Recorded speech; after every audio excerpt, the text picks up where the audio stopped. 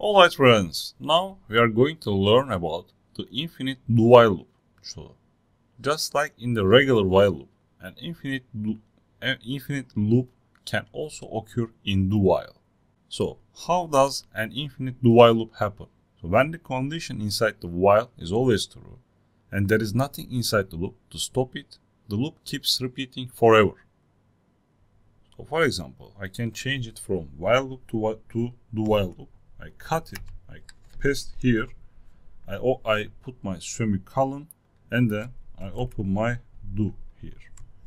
So as you see, inside the curly braces, I'm inside do, it runs once without looking the condition. So after I check the condition, if it is true, it will enter the loop again.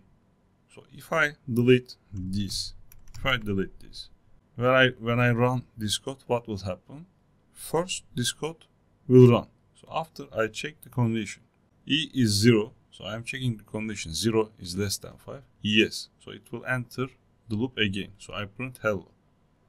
I don't change 0 here, so 0 is less than 5, true. It always remains true. So this loop never ends. So if I run this code, you see hello, multiple hello, infinite hello appears on the screen. So I say Control C. So what I need to do, I need to change loop variable. I need to update loop variable.